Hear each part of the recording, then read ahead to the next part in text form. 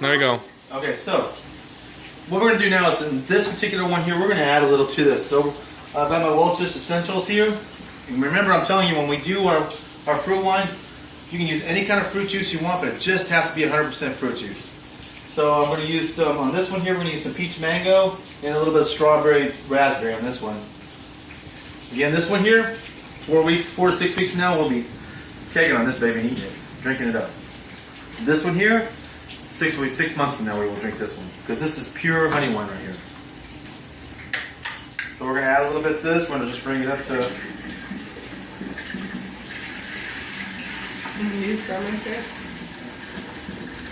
Just add your juice in there, just like we always do.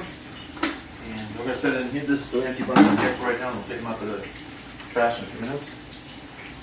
And you want to do a hydrometer reading. In a couple weeks, we'll do a hydrometer reading and see where the alcohol level is.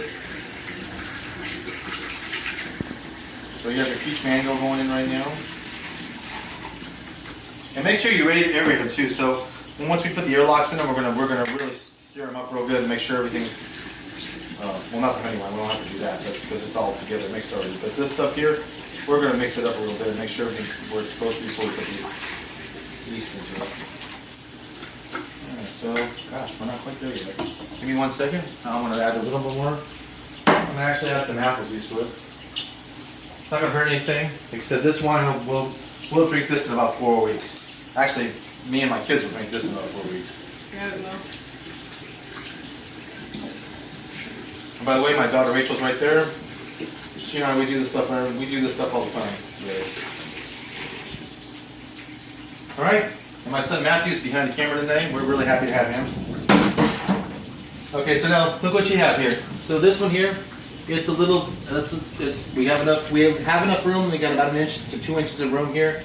So when the yeast cake starts to really work, it won't blow out. You know, we had like with the strawberry. My strawberry was up here, and it just blew out my airlock. So we're going to keep enough room here that we're not going to blow the airlock up. And see here, we don't have a lot of. There's not a lot of stuff inside here.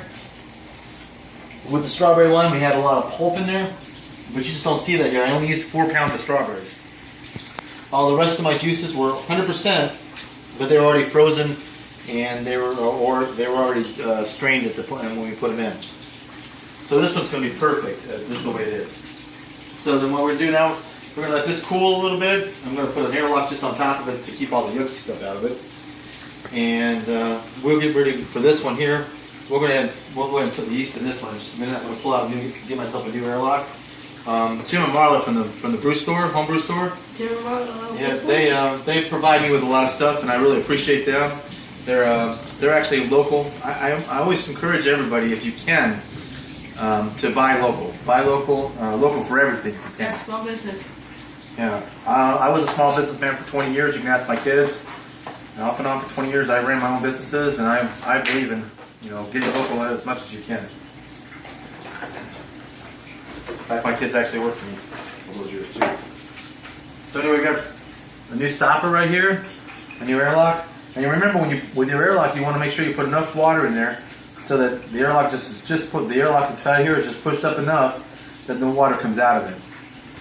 All right, so what we're going to do here, we'll take this out, set it in the water for a few minutes, and we're going to just set this in here. Okay. And then we have our EC 1118. That's the yeast we're using. And like I said, I can't do this yet. It's going to be about an hour before I can do anything with this. It's hot still. We want it to be about 78 to 80 degrees before we do anything with this. This is right where we want it. This is about 78 to 80 degrees.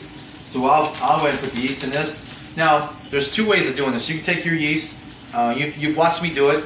I've taken half a bottle of apple juice and poured my yeast into it, set it off for about 20 minutes, and then watch the yeasties work and turn into big old bubbly yeasties, growing yeasties.